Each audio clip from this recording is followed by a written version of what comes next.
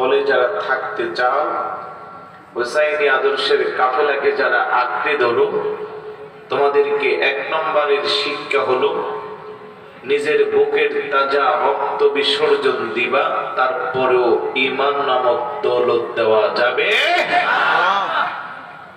এই পয়েন্টটাকে সামনে রেখে কিছু সময় কথা বলবো। আল্লাহ যেন তৌফিক দান করে। আর একটু শরীরটারে গরম করেন আপনাদের। নবীর রওজা শরীফ দেখে মন ভরে না, নবীর রওজা শরীফ দেখে মন ভরে না, দিদার দাও গো শাহে মদিনা, দিদার দাও গো শাহে মদিনা। মদিনা দেখতে মন চায়, পিছনে রোদের মন চায় না।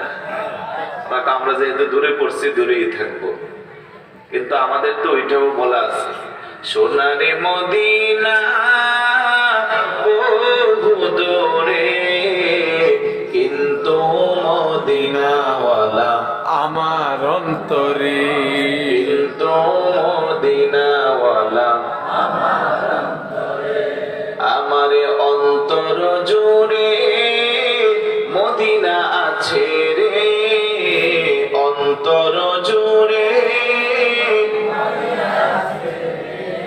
সেই মদিনা যাব কবে, মন মানে না রে, বলেন সেই মদিনা যাব কবে, সোনারে মদিনা বহু দূরে, কিন্তু মদিনাওয়ালা। তাইলে সবার অন্তরে মদিনা আছে না? বলেন নবীর রওজা শরীফ দেখে মন ভরে না, নবীর রওজা শরীফ দেখে মন ভরে না, দিদার দাও গো শাহে মদিনা, দিদার দাও গো শাহে মদিনা। আরশের মেহমান করেছেন আল্লাহ, কত শান কত মান মোর কামলিওয়ালার। সুবহানাল্লাহ বলবেন না? বলেন আরশের মেহমান করেছেন আল্লাহ, কত শান কত মান মোর কামলিওয়ালার। ও গো মদিনাওয়ালা কর করুণা, দিদার দাও গো শাহে মদিনা, দিদার দাও গো শাহে মদিনা।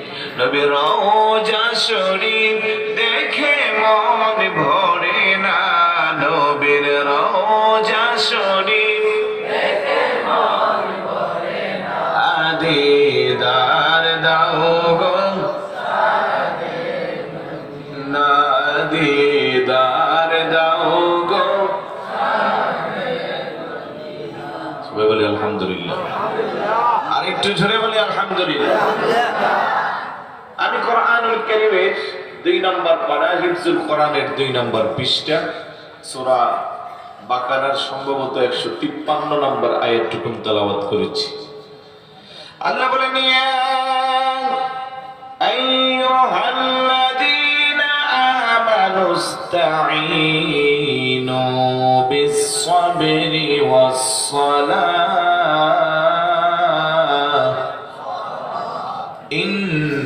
ইন্নাল্লাহা মা'আস-সাবিরিন।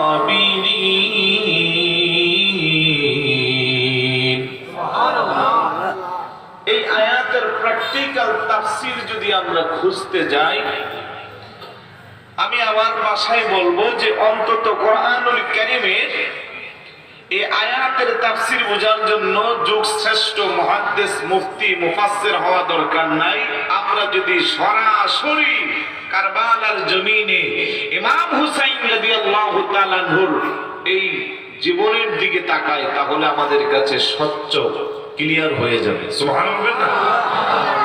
আল্লাহ বলে, ও ঈমানদারেরা, তোমরা যারা ঈমান এনেছো, ইস্তাঈনু বিস-সাবরি ওয়াস-সালাহ, আমি আল্লাহর কাছে সাহায্য চাও ধৈর্য এবং নামাজের মাধ্যমে। বড় করে বলি সুবহানাল্লাহ। কিসের মাধ্যমে? ধৈর্য এবং নামাজের মাধ্যমে। তারপরে আল্লাহ বলেন ইন্নাল্লাহা মা'আস সাবিরিন, আমি আল্লাহ আছি, আমি আল্লাহ থাকি ধৈর্যশীলদের সাথে। বড় করে বলি সুবহানাল্লাহ। ও আমার আল্লাহ, আপনি ধৈর্য আর নামাজের মাধ্যমে আপনার কাছে সাহায্য চাওয়ার জন্য আমাদেরকে আদেশ দিয়েছেন। পরক্ষণে আবার আপনি নিজেই বলছেন যে আমি ধৈর্যশীলদের সাথে আছি।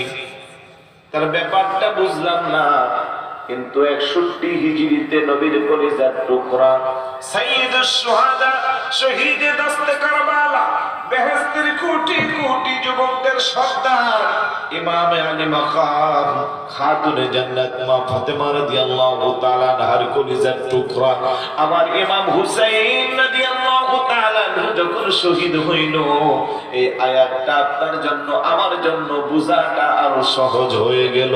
কথা বলেন ঠিক কি না? আল্লাহ বলে আমি ধৈর্যশীলদের সাথে আছি।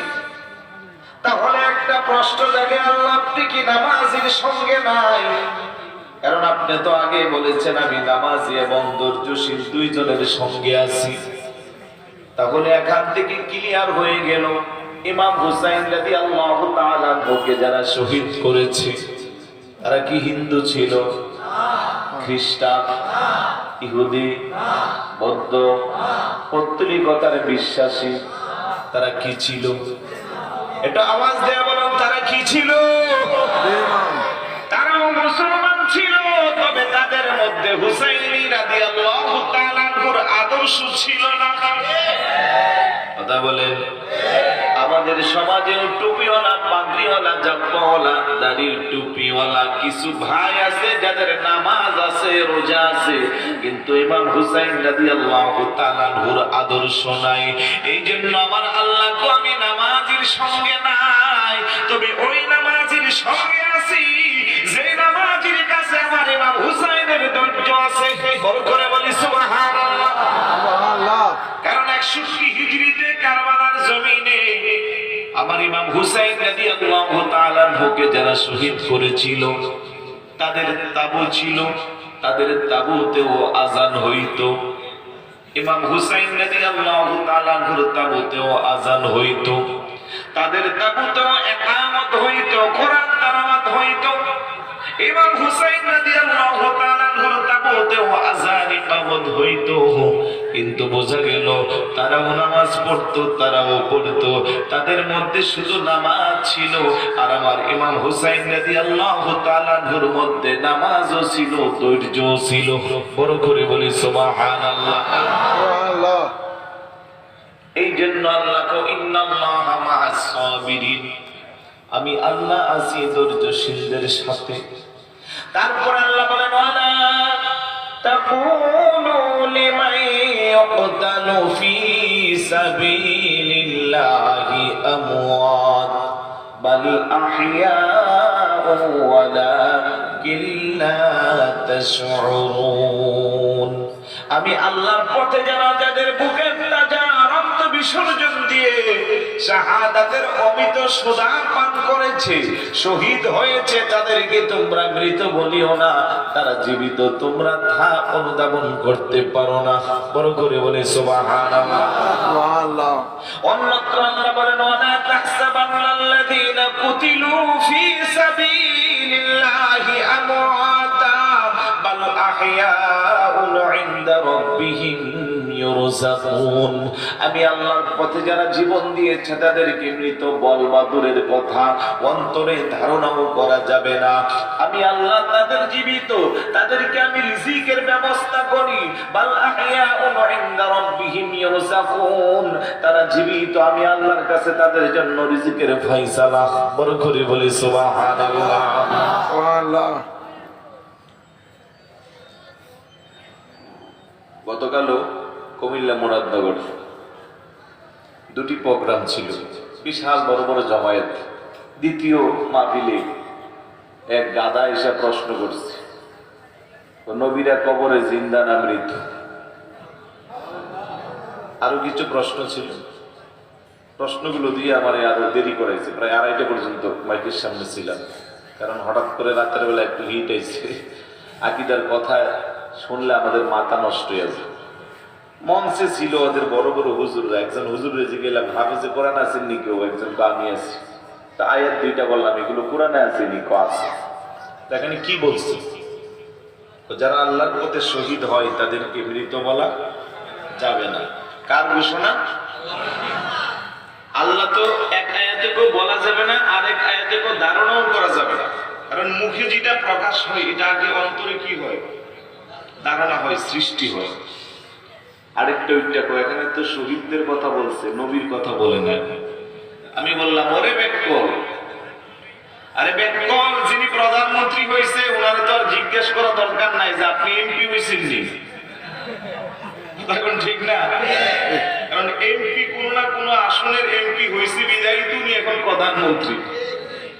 তো কোরআনুল কারীমের ভাষ্য অনুযায়ী মিনান নাবিয়্যিন ওয়াস সিদ্দীকিন ওয়াস শুহাদা ওয়াস সালিহিন, আল্লাহর নেককার বান্দা যারা, যাদের উপরে আল্লাহ অনুগ্রহ করেন তাদের সারিতে শহীদের সিরিয়াল আছে 3 নাম্বার।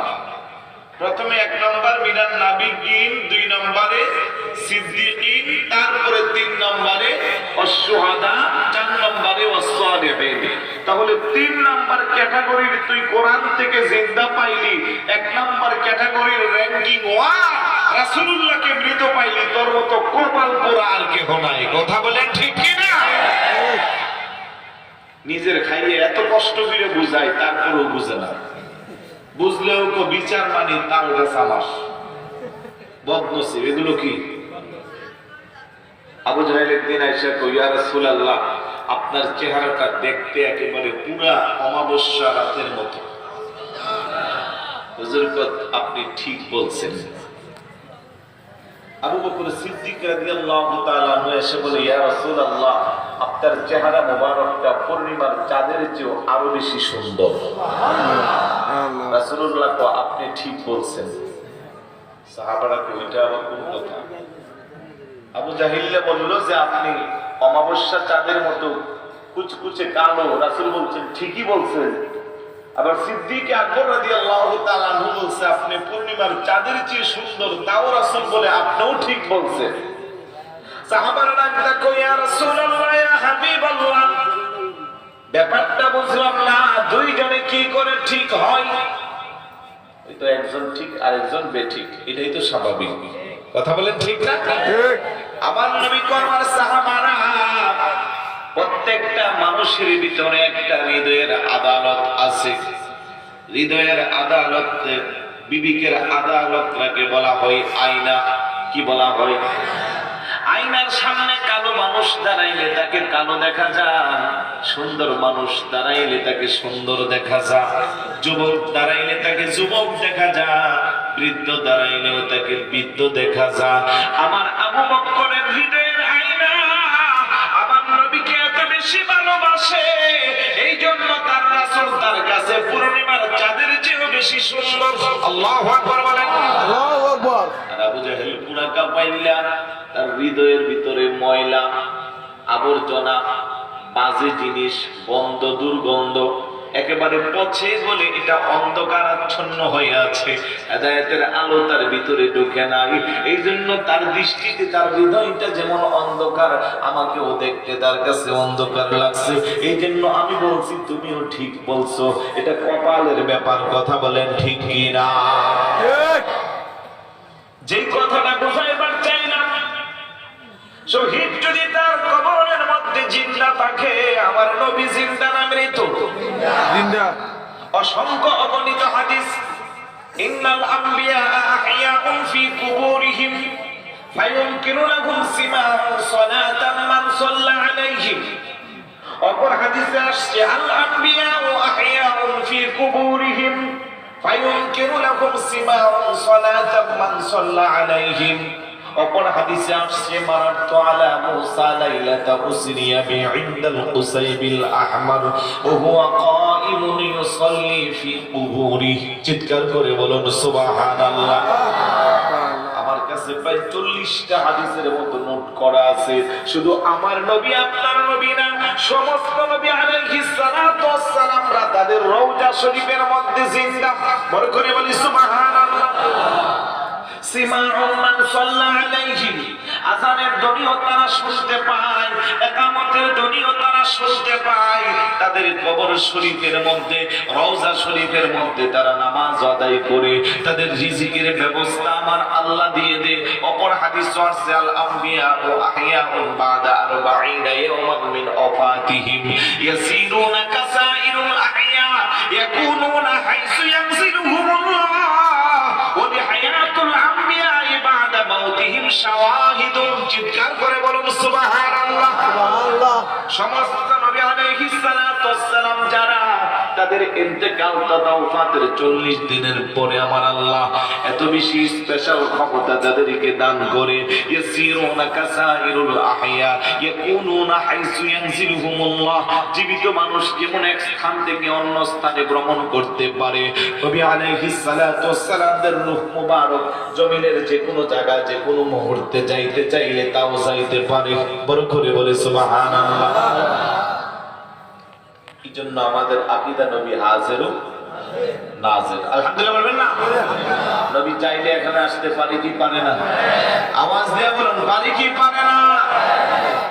মারাতু আলা মুসা লাইলাতা উসরিয়া বি ইনদাল কুসাইবিল আহমার ওয়া হুয়া কাইমুন ইউসাল্লি ফি কুবুরি। মুসা নবী আলাইহিস সালাতু ওয়াস সালাম কুসাইবে আহমদ নামক স্থানের মধ্যে ওনার মাজার, ওনার রওজা, রাসূলুল্লাহ মেরাজ রজনীতে যখন যাচ্ছেন, আমার নবী আপনার নবীকে আমি যখন কুসাইবে আহমদ নামক স্থান অতিক্রম করে যাচ্ছিলাম, মুসা আলাইহিস সালাতু ওয়াস সালাম ওনার রওজা শরীফের মধ্যে হুয়া কাইমুন ইউসাল্লি ফি কুবুরি, উনি ওনার কবরের মধ্যে নামাজরত অবস্থায় ছিলেন। বড় করে বলি সুবহানাল্লাহ। এটা হলো কওমি বাইতের আকীদার কথা। আহলে সুন্নাত ওয়াল জামাতের আকীদা হলো হুয়া কাইমুন ইউসাল্লি ফি কুবুরি, উনি নামাজ পড়ছিলেন। আমরা সালাতের অর্থ জানি কয়টা? 4টা। ছোটকালে পড়ছিলাম সালাতের মানা আমাদের লুগাতে 4, দোয়া ও দুরুদ ও রহমত ও ইস্তিগফার। কিন্তু গত বছর একটা কিতাবে পাইছি সালাতের 52টা অর্থ আছে। ওই দৃষ্টিকোণ থেকে হাদিসের ব্যাখ্যা করেছেন হুয়া কাইমুন ইউসাল্লি ফি কুবুরি, মানে মুসা আলাইহিস সালাতু ওয়াস সালাম রওজার মধ্যে নামাজ পড়েন। বিষয়টা এইরকম নয়, বরং উনি দাঁড়ায়া দাঁড়াইয়া রাসূলুল্লাহ এই রওজার পাশ দিয়া যাইবে, এইজন্য রাসূলুল্লাহর উপরে কিয়াম শরীফ করছেন। বড় করে বলি সুবহানাল্লাহ। কারণ কিছুক্ষণ পরে যেই নবী ইমামতিতে মুক্তাদি হইয়া নামাজ পড়বো, ওই নবী এদিক দিয়া যাইবো আর উনি বুঝি নামাজ পড়বো দাঁড়াইয়া দাঁড়াইয়া। ইউসাল্লি মানে হলো এখানে উনি দাঁড়াইয়া দাঁড়াইয়া আমার নবীকে সালাম দিচ্ছে। আর একটু আস্তে বলুন সুবহানাল্লাহ। রাগ করছেন আমার সাথে? আওয়াজ তো বের হচ্ছে না, বোধহয় বেশি সময় কষ্ট দিব না। এত কষ্ট করে আসছি, আবার আগামীকাল নরসিংদীতে 2 মাহফিল, একটা মাহফিলের জন্য কালকে সারা রাত কষ্ট করে আসছি। তাইলে কেমনে চলবে বলো? একটু সহযোগিতা করতে হলো। ভালোবাসা মনে কমে গেছে বাসকালীর মধ্যে। শুরু হয়েছে এই যে শুরু হয়েছে, এই মাঠে তো আবার আসবে না। কয় তারিখ? 29, আবার 6 তারিখ আসবে। তুই আশেপাশে কোথায় যাবে? আর একটু দিবে না? এই যে আসা, এটা তো এটার আপনারা কি নাম দিচ্ছেন? মিনজিরিতলা সরকারি প্রাথমিক বিদ্যালয় ময়দান নাম দিয়ে এটার মিলাদ ময়দান নাম দিয়ে দেন। কারণ সারা বছর অনেকগুলো প্রোগ্রাম হয়। আলহামদুলিল্লাহ বলবেন না? ঠিক না? বিভিন্ন সংগঠনের, যেমন আজকে নূরে মদিনা, আবার আছে আলামিন সংঘ, তারপরে আরো জানি কি কি আশেপাশে অনেকগুলো প্রোগ্রাম এই জায়গা হয়। আলহামদুলিল্লাহ বলবেন না? এই জন্য এখানের মানুষের জজবা একটু বেশি থাকা দরকার। ভালোবাসা কমছে না বাড়ছে? ভালোবাসার মানুষ কি কাছে থাকে না দূরে? এত দূরে বসে রয়েছেন, মাঝখানে কত ফাইকা জায়গা। একটু ভালোবাসা বাড়ান, সামনে চাপেন, মহব্বতে জিকির করি লা ইলাহা ইল্লাল্লাহ, লা ইলাহা ইল্লাল্লাহ। সামনে চাপেন একটু, লা ইলাহা ইল্লাল্লাহ। জোরে লা ইলাহা আরো জোরে লা হাসবি রাব্বি জাল্লাল্লাহ মা ফি কলবি আল্লাহ হাসবি রাব্বি আল্লাহ মা ফি কলবি আল্লাহ নূর মুহাম্মদ সাল্লাল্লাহু লা ইলাহা আল্লাহ লা ইলাহা ইল্লাল্লাহ লা ইলাহা ভাইজান এই কালেমা প্রচারিতে আসলেন নবী এই ধরাতে বলেন এই কালেমা প্রচারিতে আসলেন নবী এই ধরাতে কত কষ্ট দিলে রাতে কত হে করলেন নবী সাল্লি আলা লা ইলাহা ইল্লাল্লাহ লা ইলাহা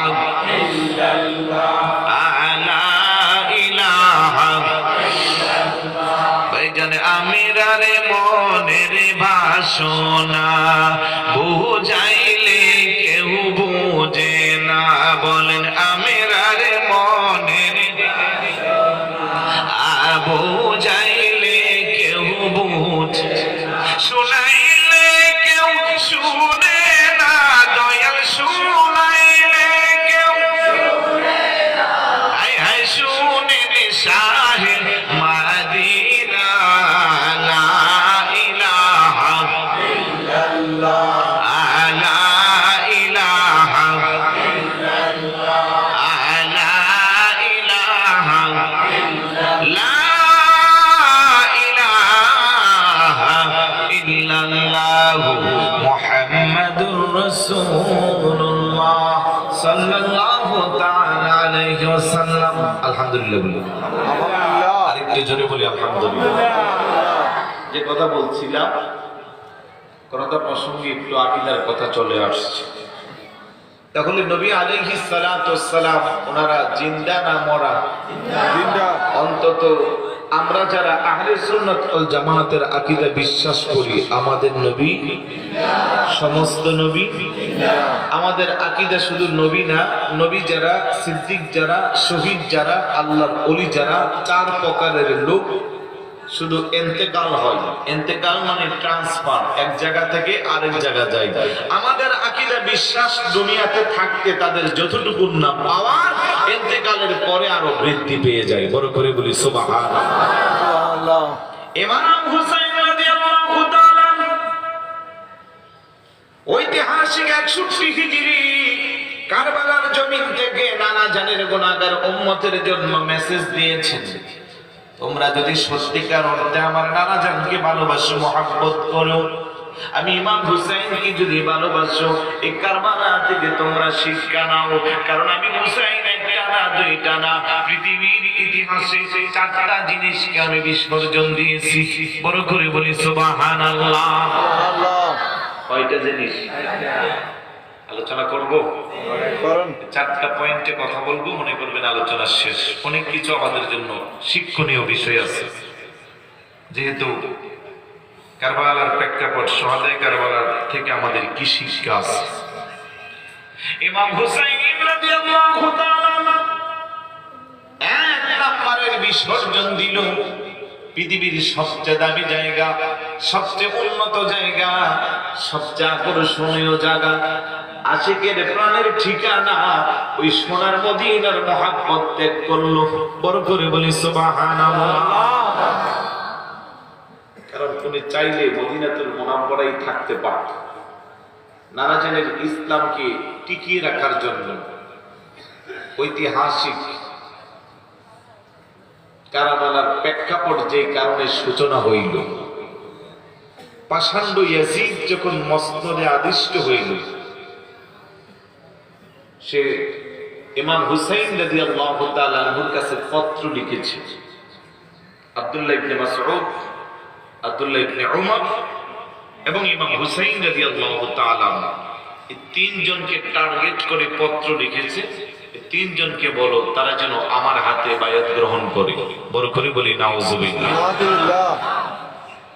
আর যদি বায়াত গ্রহণ না করে তারা মদিনায় থাকতে পারবে না। ইমাম হুসাইন রাদিয়াল্লাহু তাআলা চিন্তা করলো, জেনে শুনে একটা ফাসিকের কাছে আমি কি করে বায়াত গ্রহণ করব? আর যদি আমি করি আমার নানা জানের কোটি কোটি গুনাহগার উম্মত সবাই তো পথভ্রষ্ট হয়ে যাবে। কথা বলেন ঠিক না? ইমাম হুসাইন সিদ্ধান্ত নিয়েছে, না, আমার এই দেহে যতক্ষণ প্রাণ থাকবে অন্তত এমন জঘন্য কাজটা আমি ইমাম হুসাইন করতে পারবো না। অনেক লম্বা চড়া ইতিহাস, যে মদিনাতুল মুনাওয়ারার সাথে ছোটকালের বিজড়িত হাজার হাজার ঘটনা। আমার ইমাম হুসাইন রাদিয়াল্লাহু তাআলা পারিবারিক ভাবে সিদ্ধান্ত নিল আমরা মদিনা ত্যাগ করব। ফ্যামিলির সদস্যরা বলে, না না না, পৃথিবীর সমস্ত মানুষ বিভিন্ন জায়গা থেকে মদিনাতুল মুনাওয়ারা ছুটে আসে, সুবহানাল্লাহ, সুবহানাল্লাহ। আর আমরা বুঝি মদিনায় ত্যাগ করব। আবার ইমাম হুসাইন কো, না না না, আজকে নানা জানের রেখে যাওয়া ইসলামকে ঠিক রাখতে হলে মদিনা ত্যাগ করা ছাড়া উপায় নাই। কারণ বাড়াবাড়ি, মারামারি, খুন খারাপি, রাহাজারি অন্তত নানা জানের শিক্ষা নয়। বড় করে বলি সুবহানাল্লাহ। সুবহানাল্লাহ। আজকে আমাদের দেশে অনেকে আছে রাস্তায় পেট্রোল বোমা ফুটাইয়া, ওলি আল্লাহর মাজারে বোমা ফুটাইয়া, গাছ কাইটা রাস্তায় বেরিবাদ দিয়া ইসলাম কায়েম করতে চায়। কথা বলেন আছে না নাই? জিহাদের নাম দিয়ে মানুষকে ভুল ব্যাখ্যা দেয়। কয়েকদিন আগে আপনাদের এই কক্সবাজারের একটা ব্যাককলে লাইভে এসে বলতেছে সে ইয়েত গেছে আফগানিস্তান, না তালেবান, আফগানিস্তান গেছে। দুইটা বাচ্চা আছে, মা আছে, বাবা আছে। জানি না আপনাদের চোখে পড়ছে কিনা, লাইভে এসে বলতেছে আমি জিহাদের উদ্দেশ্যে আলহামদুলিল্লাহ আফগানিস্তান এসে পড়ছি, তবে আমার স্ত্রী, আব্বা আম্মা, সন্তান হয়তো জীবনে কোনোদিন আর তোমাদের সাথে দেখা হবে না, তবে আল্লাহ যদি রহমত করে আমি যদি শহীদ হইতে পারি জান্নাতে হয়তো একসাথে থাকবো। কত বড় ব্যাককল দেখে। তোর বাবা মা এখানে পড়ে আছে, স্ত্রী সন্তান রেখে আফগানিস্তান গেছে শহীদ হইতে হইলে। এমন ব্যাককল কিছু বাসকালীও কয়েক বছর আগে আছিল, এখন নাই। এখনো আছে না কি? আবার রাস্তাঘাটে আক্রমণ করে আল্লাহ জানে। কথা বলেন ঠিক না? ঠিক। ইসলামের ভুল ব্যাখ্যা দিয়া মানুষের মগজ দোলাই করে। কিছু মা বাবা আছে ব্যাককল। 12 সালে 13 সালে যখন চকুরিয়া এলাকায় মাহফিলে যায়, এমনও শুনছি মা নাকি ছেলের পিঠে হাত দিয়ে বলছে, যাস না, একটু আন্দোলন কর যাইয়া, যে হুজুরের সাজে দেখা যাবো হুজুরের জন্য, তুই যদি যাস তাহলে আমার মনে শান্তি দিব, কারণ তুই মরলে আল্লাহ আমার শহীদের মা বলে ডাক দিব। আরেকটু জোরে বলি নাউজুবিল্লাহ। সুবহানাল্লাহ। বুঝতে পারছেন? কারণ আমি তো আর বয়ানি হুজুরের মতো ডাইরেক্ট অ্যান্টিবায়োটিক দেই না। আমারটা হচ্ছে কেমোথেরাপি, আস্তে আস্তে কাজে লাগে, করোনা ভাইরাসের ভ্যাকসিনের মতো। কথা বলেন ঠিক না? ঠিক। এর চেয়ে বেশি বলবো না, আমি নামটাও এত বেশি নেই না, শালীন ভাবেই বলার চেষ্টা করি, তবে অ্যাকশনটা হয় ভালো। আলহামদুলিল্লাহ বলেন। না। বয়ানি হুজুর হইলে আরেকটু সুন্দর করে বলতো আর কি। কত ব্যাককল চিন্তা করছেন আপনি? রাস্তায় গাছ কেটে মানুষের যাতায়াতের বিঘ্নতা ঘটাবে, এখানে অ্যাম্বুলেন্সের কত যাত্রী থাকে, কত মর্মান্তিক রোগী থাকে, কত কষ্ট পাইছে না মানুষ, গাড়ি ঘোড়া বন্ধ, আতঙ্ক। আল্লাহ জান্নাতের আলা মাকাম দান করুক আমাদের বদরি হুজুর জাফর আহমদ বদরি। ওই সময় আমি ওই এলাকা খুব বেশি মাহফিল করতাম, ওনারা না বুঝে দাওয়াত দিত আর কি। এখন বুঝছে দিকে আর আমাদের দাওয়াত দেয় না। তো ওই সিরিঙ্গা স্টেশনে আসছি রাতের বেলা, তখন প্রাইভেট গাড়ি ইউজ করতাম না, লোকাল গাড়িতে যাইতাম, ওই যে ওই লাইনের গাড়িগুলো। ওইখানে সিরিঙ্গা স্টেশন থেকে একটা প্রাইভেট কার নিয়ে আবার মাহফিলে বসে দিত। এখন রাত বাজে 12টা, 12:30, 1টা হয়ে গেছে, আইনা দিয়ে গেছে হুজুর 10 মিনিট পরে ঢাকার গাড়ি আসবে, আমরা চলে যাই। ওরা গেছে, এখন তো বৈশাখ শীতে কাঁপতে আছি, গাড়ি ঘোড়া কিছু নাই। পরের দিন হরতাল। একটু পরে দেখলাম আল্লামা জাফর আহমদ বদরি হুজুর আসছে। কত মুসি করলাম, তো বাবা তুমি এখানে, আমি তো হুজুর এই অবস্থা, আমি কেমনে যাইবো, আমরা তো আটকা পড়ে গেছি। আর আমি চলে আসছি কারণ আগামীকাল হরতাল, কয়দিন আটকা পড়েছি ঠিকানা নেই।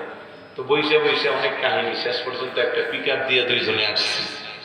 তো যেটা বলছিলাম যে মানুষের যে যাতায়াতের কষ্ট, তখন ঘন ঘন হরতাল দিত, ওই যে আন্দোলন করতো আর কি। কিছু কিছু মানুষদের জান্নাতে পাঠাইছে যে এই কারণে আর কি। কথা বলেন ঠিক না? তো এরাও তো ইসলাম বুঝি। শাহজালাল রহমতুল্লাহি আলাইহি, যিনি এই দেশে আপনাকে আমাকে কালেমার দাওয়াত দিয়ে মুসলমান বানাইছে, সুবহানাল্লাহ বলবেন না? সুবহানাল্লাহ। ওনার মাজার পর্যন্ত রক্ষা পায় নাই, ওইখানেও বোমা মারছে। পুরানো বছরের 700 বছরের বাজার মাছগুলোকেও মেরে ফেলছে। বাইজিদ বুস্তামির মাঝারে বিষ দেওয়া হয়েছে পুকুরে। ওরা কারা? ওরাও তো ইসলাম কায়েম করতে চায়। কথা বলেন ঠিক না? যে কথা বলছিলাম, ইমাম হুসাইন রাদিয়াল্লাহু তাআলা পরিবারের সদস্যদের সাথে চিন্তা করলো মারামারি বাড়াবাড়ি করা যাবে না, কারণ নানা জানের ইসলামে রক্তপাত আমাদেরকে শিক্ষা দেয় না। রাসূলুল্লাহর জীবনে 81 কিংবা 83টা যুদ্ধ হয়েছে। 31টা যুদ্ধের মধ্যে হুজুর নিজে সেনাপতির দায়িত্ব ভূমিকা পালন করছে। কোন একটা যুদ্ধে হুজুরের পক্ষ থেকে আগে কোনো আক্রমণ কিংবা একটা পাট খেলো ছেঁড়া হয় নাই। যখন বাতিল পক্ষ বিপক্ষের মানুষ যখন আক্রমণ করেছে, নিজেদেরকে রক্ষা করার জন্য তখন প্রতিহত করছে। এই হইল আমার ইসলামের শিক্ষা। চিৎকার করে বলুন সুবহানাল্লাহ। এখন তো আহলে সুন্নাত ওয়াল জামাতের আকীদার সাথে যখন দলিল আদিল্লাহ কোরআন হাদিস দিয়া পারে না, তখন সন্ত্রাসী কায়দায় আক্রমণ করে। কথা বলেন ঠিক কি না? ইমাম হুসাইন রাদিয়াল্লাহু তাআলার আদর্শের উপরে আমরা আছি যে এটাই বড় প্রমাণ। 2014 সালের 27 আগস্ট আরেকটা কারবালা বাংলার জমিনে হয়েছিল।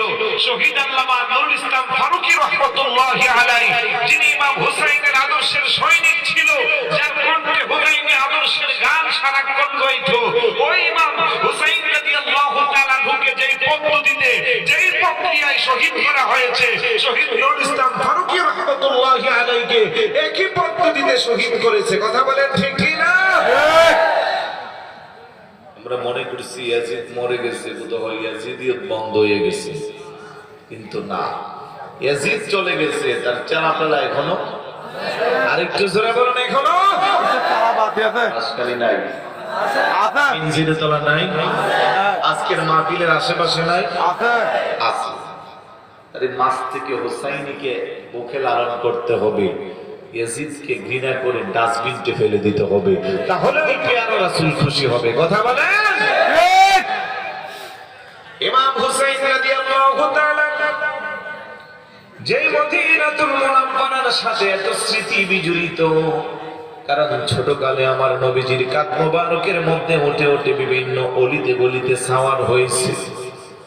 আমার ইমাম হুসাইন শিক্ষা নিয়া নানা জানের রোজার পাশে যাইয়া চোখের পানি ছেড়ে কান্না করে ডাকতে কইয়া রাসূলুল্লাহ ইয়া হাবিবাল্লাহ, নানাজি আমি আপনার ওই হুসাইন, যেই হুসাইন কান্না করলে আপনি তৃষ্ণা লাগলে আপনার জিহ্বা মুবারকটা আমার মুখের মধ্যে প্রবেশ করাইতেন, আমি আপনার জিহ্বাটাকে চষে আমার তৃষ্ণা নিবারণ করতাম।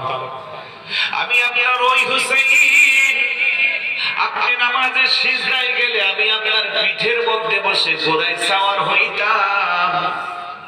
আমি ইমাম হুসাইনের জন্য আপনি সিজদার তাসবিহটা লম্বা করে দিতেন, কারণ হাদিসে আসছে আমার নবীজি যখন সিজদায় গেল, হুজুরের পিঠ মোবারকের মধ্যে ইমাম হুসাইন উঠে বসে গেল।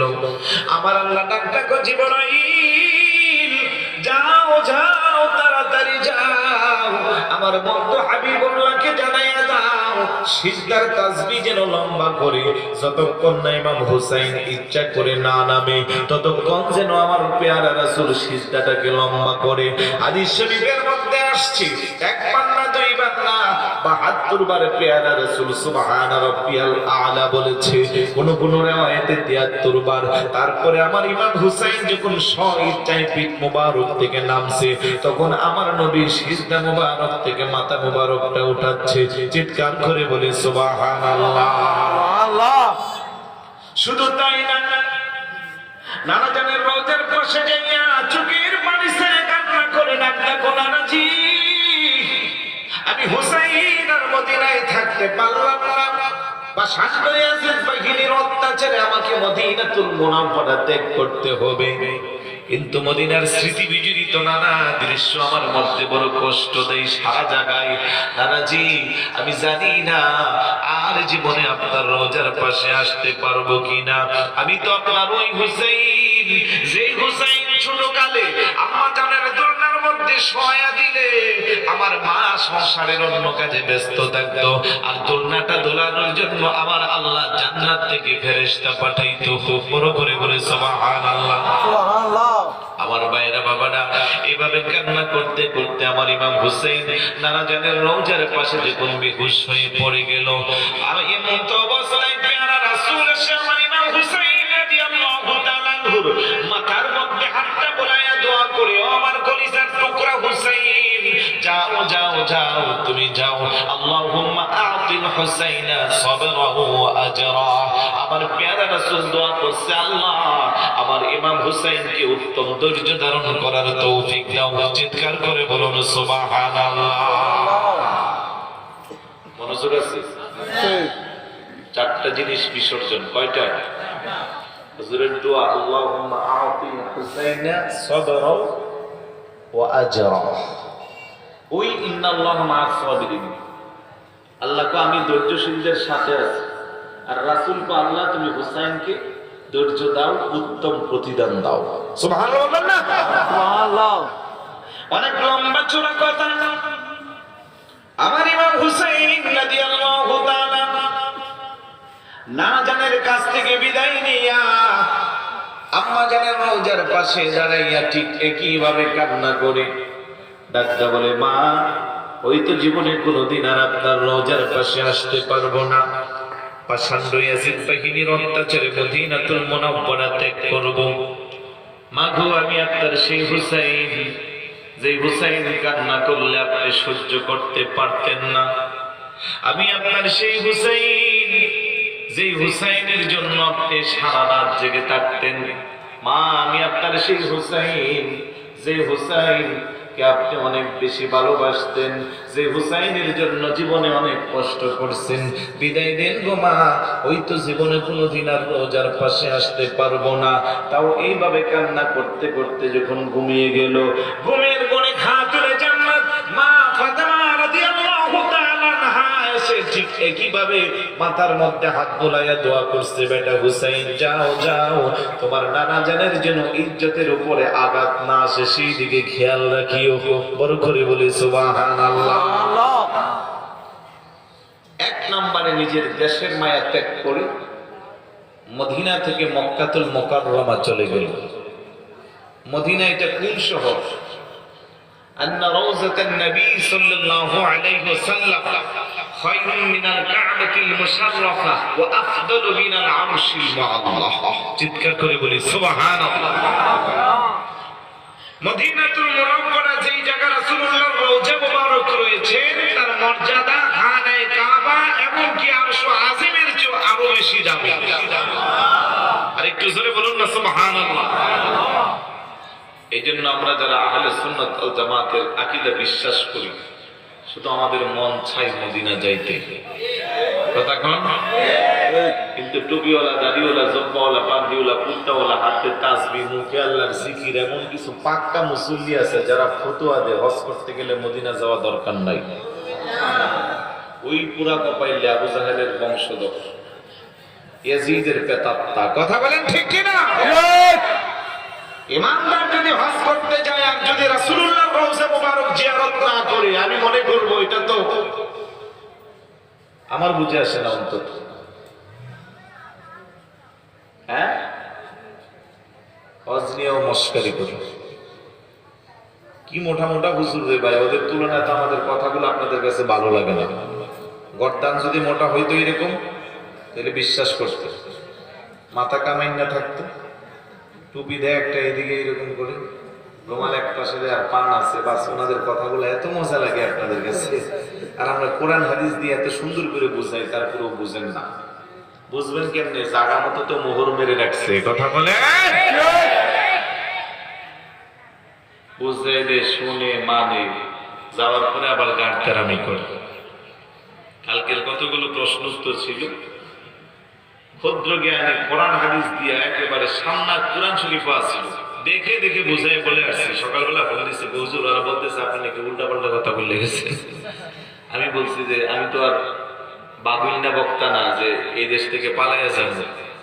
তো যদি এরকম বলে, এলাকার চেয়ারম্যান আছে, প্রশাসন আছে, কালকের কথাগুলো তো ভিডিও আছে তোমাদের কাছে তো আছে, আমি কি আমার কাছেও আছে, তাহলে এগুলো রিভিউ হোক, একসাথে বসো, তারপরে আবার সিদ্ধান্ত নেব। না বুঝলে আবার আসবো, তবে এখন গেলে আর কোনো হাদিয়া টাদিয়া দিতেই না, শুধু বোঝানোর জন্য যাই, এইভাবে বলে দিচ্ছি। আর কি করতাম, কারণ আমরা আহলে সুন্নাত ওয়াল জামাতের আকাবের আলেম থেকে শুরু করে মাঠে ময়দানে আমরা যারা কথা বলি এত সুন্দর করে আপনাদেরকে বোঝাই, তারপরেও ঠিক না। ওই যে একটা সূত্র, বিচার মানি তাল গাছ না বুঝলে মদের গাছ। রুব্বির কথা যদি তোর এত ভালো লাগে রে ভাই, কোরআন সুন্নাহর কথা কেন ভালো লাগে না? গতকালের টপ নিউজ জানেননি, সৌদি আরব থেকে তাবলিগ জামাতকে নিষিদ্ধ করে দিয়েছে। ঠিক কথা বলেন ঠিক কি না? ঠিক কথায় কথায় আমাদেরকে বোঝা, সৌদি আরব আছে, বাংলাদেশে নাই। আরে ভাই তোর লেখা নাই, পড়া নাই, মূর্খ মানুষ, তোর বিদেশ পাঠাইলাম অর্থনৈতিক চাঙ্গাকে পাকা করার জন্য, আর বিদেশ থেকে এসে জুব্বা কুর্তা লাগায় সে হয়ে গেল বড় মুফতি। কথা বলে এসেই তর্ক শুরু করে দিল ইমামের সাথে, খতিবের সাথে, আলেম ওলামার সাথে। ভালো করে সূরা ফাতিহা বিশুদ্ধ করে পড়তে পারে না, সে হয়ে গেল এখন গ্র্যান্ড মুফতি। কিরে ভাই, তো সৌদি আরবে নাই, এখানে কেন আছে? বারবার আমরা বলছি যে সৌদি আরব আমাদের সংবিধান নয়, সৌদি আরব আমাদের শরীয়ত নয়। আমাদের শরীয়তের উৎস হলো চারটা, কোরআন, সুন্নাহ, ইজমা, কিয়াস। এখন কি বলবা? এখন তো পালানোর সুযোগ নাই, কারণ সৌদির মক্কাতুল মুকাররমা হেরেম শরীফের মসজিদের যিনি সর্বোচ্চ খতিব, বিচারপতি, উনি রায় দিয়েছেন যে তাবলিগি জামাত যেটা বর্তমানে আছে, ইলিয়াসি তাবলিগি, তার মধ্যে কোনো কোরআন নাই, হাদিস নাই, তার কিছু কথাকে আমল করে আমলের বই ফাজাইলে আমল দিয়া গোটা পৃথিবীকে ধ্বংস করছে। সুতরাং আজ থেকে সৌদি আরবে তাবলিগ জামাত চিরতরে নিষিদ্ধ। আরেকটু জোরে বলি,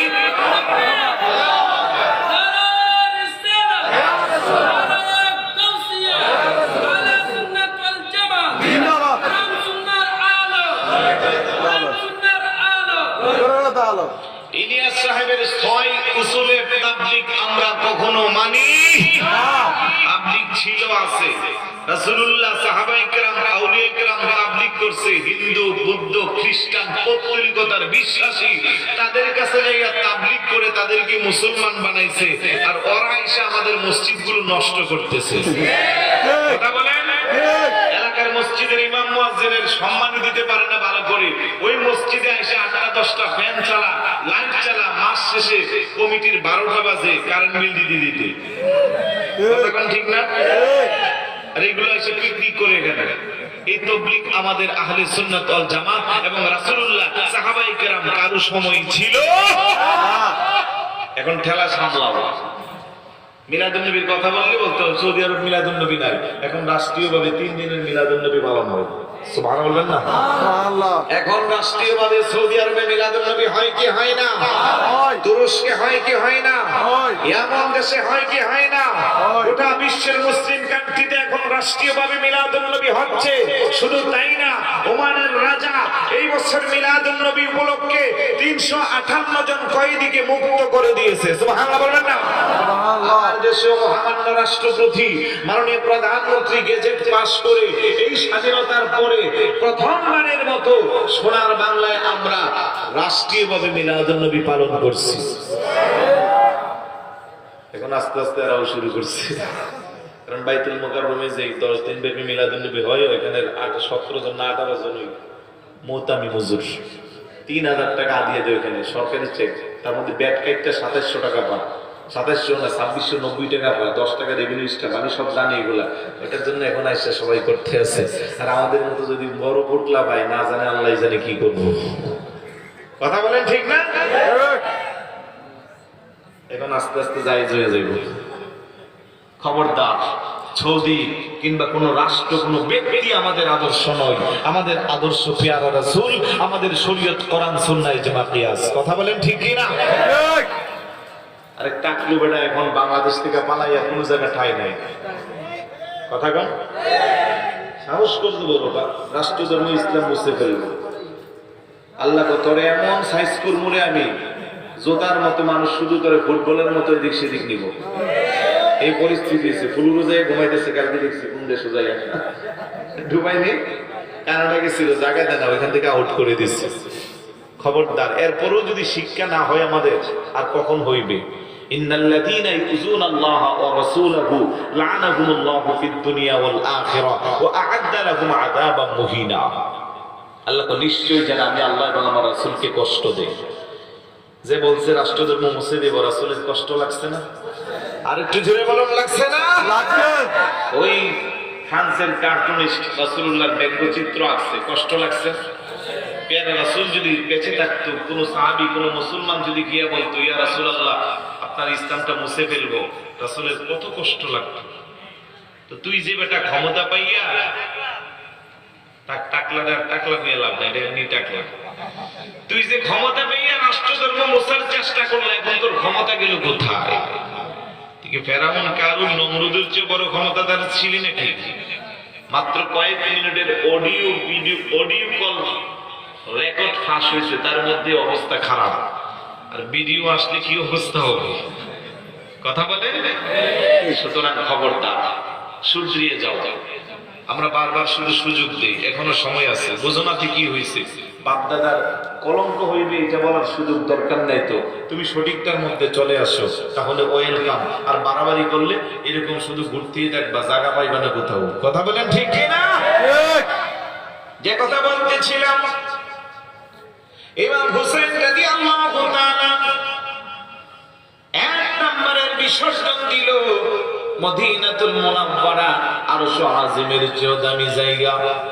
ওই পেয়ারা রাসূলের রওজা মুবারক ত্যাগ করে মক্কাতুল মুকাররমা গেল। যে মক্কাতুল মুকাররমা যাওয়ার পরে মানুষ খুশিতে আত্মহারা, কারণ রাসূলুল্লাহর সরাসরি পেয়ারা আওলাদ ইমাম হুসাইন এসেছে, যিনি রাসূলুল্লাহর সমস্ত শরীরের সাথে যার শরীরের সংঘর্ষ হয়েছে, সমস্ত শরীর মোবারকে যার পেয়ারা রাসূলের নুরানি ঠোঁট মোবারকের চুমু লাগছে। বড় করে বলে সুবহানাল্লাহ। সুবহানাল্লাহ। ওই নবীর আওলাদকে পায় খুশি না বেজার? মাথায় নিবে না বুকে নিবে, তাদের মধ্যে প্রতিযোগিতা। দাওয়াতের লিস্ট লম্বা হয়ে গেছে, হাদিয়া তোফাও আসতেছে। সুবহানাল্লাহ। এমন সময় তোফাবাসী একটা না দুইটা না, সর্বোচ্চ 12,000, সর্বনিম্ন 150 চিঠি। প্রত্যেকটা চিঠির ভাষ্য ছিল, ওগো নবীর আওলাদ ইমাম হুসাইন, আমরা কুফাবাসীরা যোগ্য ইমামের অভাবে আমাদের ঈমানকে নষ্ট করছি।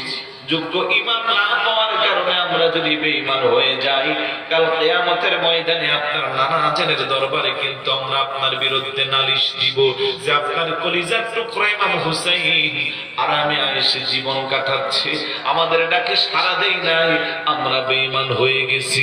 এই চিঠি যখন আসতে লাগলো, আমার ইমাম হুসাইন টাকা পয়সা দৌলত ইজ্জত সম্মান সব মায়া ত্যাগ করে কুফার উদ্দেশ্যে রওনা দিল। কথা বলেন ঠিক কিনা? এক নম্বর বিসর্জন দেশের মায়া, মদিনাতুল মুনাওয়ারা ত্যাগ করেছি। 2 নম্বরের বিসর্জন টাকা পয়সার মায়া। 4টা বিসর্জন। কয়টা? মনোযোগ আছে? ঘুমাচ্ছেন মনে হয়? বালিশের ব্যবস্থা করবো? এতগুলো পত্রিকা দিব বালিশ, 5-6টা ব্যবস্থা করা যায়, তো ঘুমাবেন না। 1 নম্বরে দেশের মায়া, 2 নম্বরে টাকা পয়সার মায়া, 3 নম্বরে সন্তানের মায়া, 4 নম্বরে নিজের দেহের মায়া। বড় করে বলি সুবহানাল্লাহ। পৃথিবীর ইতিহাসে অনেক বিসর্জনের চিত্র আছে, অনেক ত্যাগের দৃষ্টান্ত আছে। ব্যক্তিগত গবেষণায় দেখলাম একসাথে এত বড় বড় 4টা বিসর্জন, এমন দৃষ্টান্ত খুঁজে পাওয়া বড় বিরল। কথা বলেন ঠিক কিনা? আমার ইমাম হুসাইন মক্কাতুল মুকাররমা শেষ পর্যন্ত ত্যাগ করলো। যেখানে থাকলে ইজ্জত সম্মান নিয়ে থাকতে পারতো, টাকা পয়সা হাদিয়া তোফার কোনো অভাব থাকতো না। তারপরেও কুফাবাসীর উদ্দেশ্যে তাদের কথা শুনে নানা জানের রেখে যাওয়া ইসলামকে টিকিয়ে রাখার জন্য চলে গেল। কিন্তু কুফাবাসীরা বড় বেঈমান, তারা বড় বেওয়াফা। যাওয়ার পরে তারা তাদের কথা রাখলো না। লম্বা চড়া ইতিহাস নয়, আমি টু দা পয়েন্টে কথাটা শুধু বলবো। আমার ইমাম হুসাইনের পানি বন্ধ করে দিল। সব কিছু আপনারা কারবালার ইতিহাস থেকে জানেন। কিন্তু কোন সন্তান যখন অসুস্থ হয়ে যায়, ডাক্তারের কাছে যদি সন্তানকে নেওয়া হয়, ডাক্তার যদি বলে আপনার সন্তানকে বাঁচানোর জন্য 20 লক্ষ টাকা লাগবে, মা বাবার যদি সব অ্যাসেট মিলায় 15 লক্ষ টাকা হয়, তারপরেও বলে ডাক্তার আপনি চিকিৎসা শুরু করে দেন, আমি বাড়ি ভিটা সব বিক্রি করে প্রয়োজনে মানুষের কাছে হাত পাতবো, তারপরেও আমি আমার সন্তানকে বাঁচাইতে চাই। কথা বলেন ঠিক কি না? আমার ইমাম হুসাইন কারবালার জমিনে 6 মাসের দুধের মাসুম শিশু ইমাম আলী আসগর রাদিয়াল্লাহু তাআলা, যার কোনো গোনা ছিল না, পাপ ছিল না, 6 মাসের দুধের বাচ্চা, 3 দিন যাবত পানি নাই। বিবি সোহরবানু ডাকতে বলে, প্রাণের স্বামী, আমাদের সাথে হয়তো তাদের শত্রুতা নিয়ে থাকতে পারে, কিন্তু এই দুধের বাচ্চা ইমাম আলী আসগর, ওনার সাথে তো তাদের কোনো শত্রুতামি নাই। আমার মন বলছে আপনি যদি তাদের কাছে নিয়ে যান, অন্তত আমার দুধের বাচ্চাটাকে তারা নিষ্পাপ, এই মাসুম বাচ্চাটাকে ফেরত দিবে না। বেশি কিছু চাওয়া দরকার নাই, অন্তত 2 ফোঁটা পানি যদি তার জবানে দেওয়া যায়, তার জানটা অন্তত বেঁচে থাকবে। কারণ 3 দিন পর্যন্ত মার স্তরের মধ্যে দুধ নাই, তৃষ্ণা নিবারণের জন্য পানি নাই, ক্ষুধা নিবারণের জন্য খাবার নাই। ছোট বাচ্চা কান্না করতে করতে আর গলা দিয়ে কোনো আওয়াজ আসে না, চোখ দিয়া পানি আসে না। কোনো বর্ণনায় এসেছে পানির পরিবর্তে চোখ দিয়া রক্ত আসতেছে। আল্লাহু আকবার বলেন। ওগো প্রাণের স্বামী, আপনি আমার আলী আসগরকে কোলে নিয়া তাদের কাছে যাই একটু পানি চান। আমার ইমাম হুসাইন বলল, রে কারবালা ইয়াজিদ বাহিনী, এই ফোরাত নদীর পানি তোরা বন্ধ করে দিলি, অথচ এই পানি আল্লাহ সৃষ্টি করেছে আমার নানা জানের উসিলা। এই পানি সৃষ্টি করেছে আমার নানা জানের উসিলা। এই পানি পশুর জন্য তোরা বৈধ করে দিলি, উড়ন্ত পাখির জন্য তারা বৈধ করে দিলি, সৃষ্টিকুলের সবার জন্য বৈধ করে দিলি, আর আমরা নানা জানের আওলাদেরা আমাদের জন্য নিষেধ করে দিলি। আজ সবাই পানি পান করতে পারে, আমাদেরকে দিল না।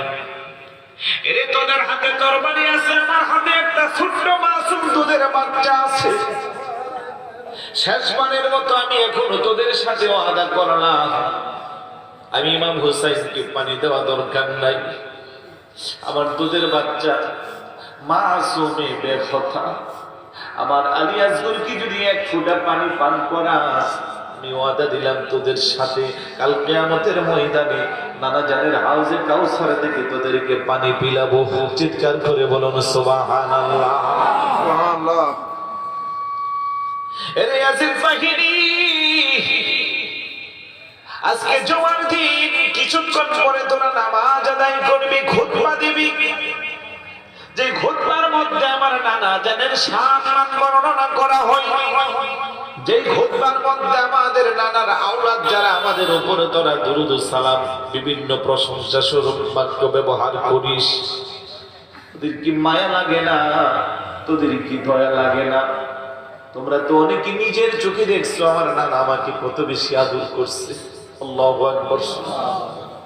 আজ আমি আমার নিজের জন্য তোমাদের কাছে কিছুই চাই না, আমার ছোট বাচ্চাটাকে যদি একটু পানি পান করাও। এইভাবে বিনাইয়া অনেক কিছু বলল, কিন্তু না না না, পাষাণ্ড ইয়াজিদের বাহিনীর মনে কোনো দয়া নাই, মায়া নাই। পানির পরিবর্তে বিষাক্ত একটা তীরের মধ্যে বিষ লাগাইয়া এমন জোরে ছুড়ে দিল, মুহূর্তের মধ্যে ইমাম আলী আসগর রাদিয়াল্লাহু তাআলা আনহুর গলার মধ্যে তীরের আঘাতটা বিঁধে।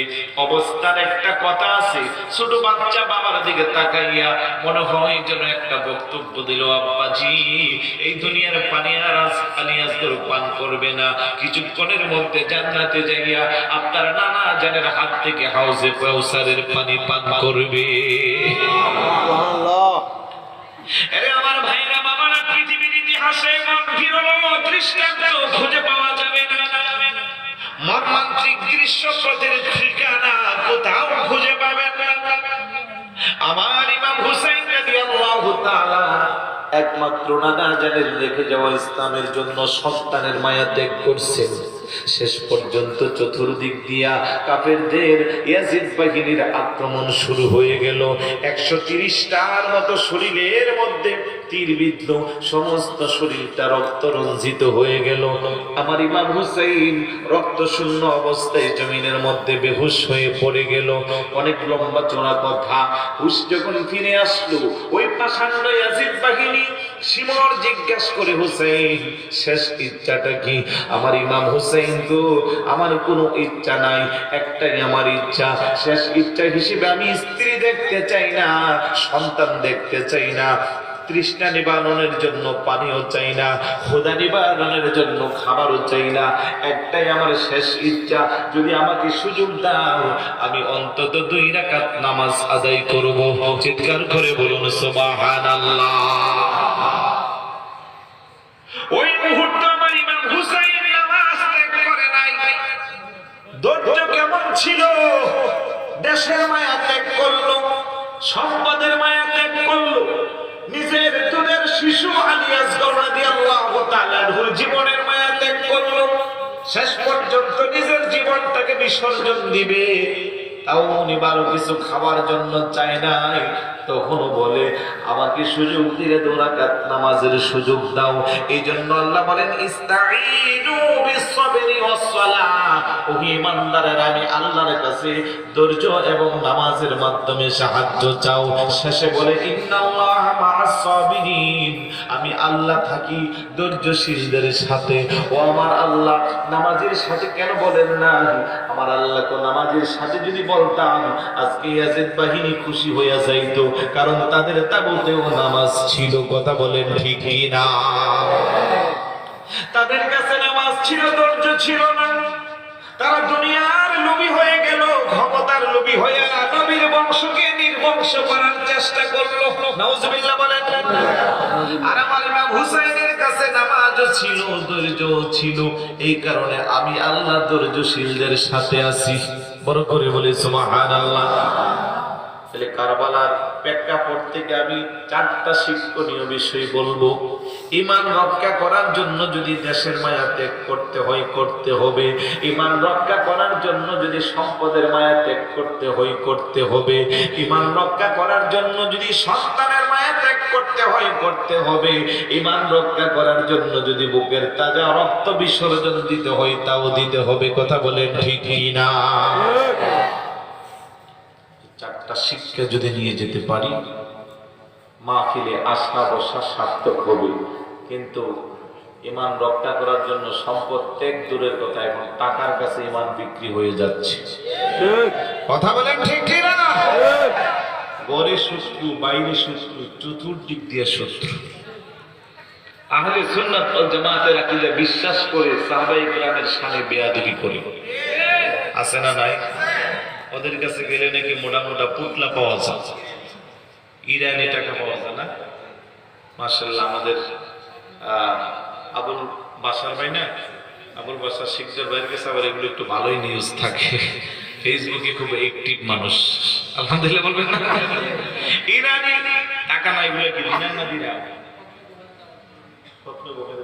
আপনিও গেছেন মনে হয়। খবরদার, একবার অনেকেই গেছে, হুজুর বুঝতে পারি নাই, গেছি খতমে বুখারী, কোনো বুখারী টুখারি নাই। আমার সময় পুতলা দিছে, ভাবছিল তো 1000 বা 500 টাকা হইতে পারে। মাশাআল্লাহ গইনা দেখি 5000। হায় হায় হায় হায়, টাকার কাছে ঈমান নষ্ট হচ্ছে। আধুনিক পদ্ধতিতে যুবকদেরকে এখন বিরাচ্ছে নেকায়ে মুতা। নাউজুবিল্লাহ বলবেন না? নাউজুবিল্লাহ। যেটা ইসলামী শরীয়তে একেবারে হারাম। যুবকরা চিন্তা করে কিছু সময় পুষ্ট নষ্টি করতে পারলে আর সমস্যা কোথায়? নাউজুবিল্লাহ বলবেন না? একদিনের জন্য, 1 ঘন্টার জন্য, 1.5 ঘন্টার জন্য ওদের কাছে বিবাহ বৈধ পদ্ধতি আছে, যেটাকে হালাল পতিতালয় বলে। নাউজুবিল্লাহ বলবেন না? তো এইভাবে যদি আক্রমণ করে তাহলে কি করে আপনি ঈমান রক্ষা করবেন? এই জন্য আমার প্যারা রাসূল বলে গেছে, এমন একটা সময় আসবে আমার উম্মত তাদের ঈমানটা রক্ষা করা এত কঠিন হবে, হাতের মধ্যে একটা জ্বলন্ত কয়লার টুকরা রাখলে যত না কষ্ট, আখিরি জামানায় আমার উম্মতের ঈমান রক্ষা করা তার চেয়ে আরো বেশি কষ্ট। কথা বলেন। আক্রমণাত্মক স্কুলে পড়ে, কলেজে পড়ে, সন্ত্রাসের মতো তাদের কার্যক্রম, এগুলো কি কখনো আহলে সুন্নাত ওয়াল জামাত হইতে পারে? এটি আমাদের গড়ের সূত্র। মুরব্বীরা একটা কথা বলে, একটা প্রবাদ আছে, তো গড়ের ইন্দুরে বেড়া কাটলে এটারে ঠিক রাখা যায়। এই অবস্থা শুরু হয়েছে। বিষয়টা বড় চমৎকার। শিক্ষা, কারবালার শিক্ষা নিতে হলে সত্যিকারের রাসূলুল্লাহ যদি উম্মত দাবি করেন, হুসাইনি আদর্শের কাফেলার সৈনিক যদি দাবি করেন, তাহলে এই টাকাকে লাথি মেরে দূরে ফেলে দিতে হবে। ঠিক তো আসতে গেল আওয়াজ ছোট হইলে বুঝবো যে আপনাদের পকেটে বোঝো ঢুকে গেছে। আমাদের ব্রাহ্মণবাড়িয়া কসবা একটা মসজিদ হয়েছে, মসজিদের নাম আহলে হাদিস। তো এখানে তো মুসল্লি নাই, ওরা টেকনিক, এগুলা বিতর্কত কথা। আমি শুধু সাহস নিয়ে বুকে পাঠা নিয়ে বলতে পারবো, আর কেউ বলতে পারবে না, কারণ আমার কাছে সব তথ্য আছে। এখন সিস্টেম চালু করলো, বড় রেজিস্টার খাতা নিচ্ছে, 1 ওয়াক্ত নামাজ পড়লে 200 টাকা দিয়া, 1 ওয়াক্ত করলে। কারণ মসজিদ বানাইছে, এত কষ্ট করে মুসল্লি নেই। কারণ আহলে হাদিস সুন্নি যারা আছে ওরা জীবনে যাইব? আওয়াজ দিয়ে বলে না। এখন সিস্টেম চালু করছে, 1 ওয়াক্ত নামাজ পড়লে 200 টাকা। তো ঠেলা গাড়ি, রিক্সাওয়ালা, ভ্যান গাড়ি যারা শ্রমজীবী আছে, ওরা চিন্তা করলো সারাদিন রিক্সা চালাইয়া পাই না 500 টাকা, কোন রকমের 5 বার হাজিরা দিলে 1000 টাকা। কথা বলেন। মসজিদ পুরাই গেছে, এলাকার মানুষকে ঘটনা কি, মসজিদ বাড়ছে, মুসল্লি বাড়ছে, কিন্তু এগুলো তো সব হইল অশিক্ষিত। এগুলো আগে কাজ টাজ করতে, খেটে খাওয়া মানুষ, এখন কাজকর্ম করে না, আর চায়ের দোকানে বসে বসে বতুয়া মারে। কারণ আধুনিক মুফতি আর এই অশিক্ষিত মুফতির যুগ চলতে আছে এখন। স্কুলে পড়ে, কলেজে পড়ে, মসজিদের ইমাম সাহেব, কারণ নামাজি কিছু বোধ হয় বাসকালীও থাকতে পারে, যেহেতু রাস্তাঘাট তো মোটামুটি ভালো আছে, বেশি ব্যাকওয়ার্ড হলে ওই জায়গা জানা, কারণ গাড়ি ঘোড়াতে না যেতে পারলে কষ্টতে ওরা রাজি হয় না। রাস্তাঘাট ভালো থাকলে একসাথে জোর বেঁধে মসজিদে ঢুকে ইমাম সাহেব যখন কলা দলিন এমন জোরে আমিন তো, পাশে যদি হার্ট দুর্বলের রোগী থাকে তাহলে নামাজের পরে অ্যাম্বুলেন্স লাগে। কথা বলেন আছে না নাই? আবার দাঁড়া মহিলাকে মতো বুকের উপরে হাত দে, আর পা দুইটা দুই দিকে এমন ভাবে সেগাইয়া দে, বাবার বয়স শেষ আর মুরব্বী বাবা ওনার পায়ের উপরে পা দিয়া ঠেলে। নিকো ঘটনা কি রে? নামাজের পরে বাবু তুমি এরকম করলা কেন? এই দিকটা ফাঁকা থাকলে শয়তান যাইব। কি যাইব? তো কিছু কিছু মুরব্বী আছে না, একটু ট্যাপ না, তো এই দিকটা ফাঁকা থাকলে শয়তান যাইব। তুমি যে 2 পা 2 দিকে দিছো, মাঝখান দিয়ে কি যাইব? কথা বলে। এইরকম ব্যাকফল কিছু পোলাপেন আছে। ইমাম সাহেব গিয়া কয়, হুজুর আপনার নামাজ হয় না, সহিহ হাদিসের আলোকে নামাজ পড়ে। ইমাম সাহেব তো হঠাৎ করে কাঁপ দিয়ে উঠে, এই পোলা 3 কোয়ার্টার কইরা, টি শার্ট, মাথায় নেই টুপি, দেখতে কেমন লাগে, মাথার চুলের কাটিং দেখতে বান্দরের ছাতার মতো। আছে না নাই? আছে। আরেকটু জোরে বলো। আছে। এগুলো নাম দিচ্ছি 3 কোয়ার্টার, কিন্তু এখন ভালো করে তাকাইয়া দেখেন এগুলো এখন 2.5 কোয়ার্টারও নেই। কিছুদিন পরে একবারে 1/2 কোয়ার্টার, যে যুগ আসতেছে। ইমাম সাহেব, তুমি কার ছেলে? আমি অমুকের ছেলে। তুমি কোথায় পড়ো? বাসকালী কলেজে পড়ি। বাসকালী কলেজে পড়ো তুমি? তুমি আসছো আমার ফতুয়া দিতা, সহিহ হাদিস শিখাইতা, ব্যাপার কি? আপনার নামাজ সহিহ হাদিসের আলোকে হইছে না, তো তুমি সহিহ হাদিসের কি বুঝো? তো বুখারী শরীফে না থাকলে এটা সহিহ হাদিস না। তো তুমি বুখারী শরীফ পড়ছো? আমার কাছে বুখারী শরীফ আছে। ইমাম সাহেব হুজুর একটু চিন্তা করে গেছে, ব্যাপার কি? গালে দাড়ি নেই, শার্ট প্যান্ট পরে, আবার তোমার কাছে বুখারী শরীফ আছে।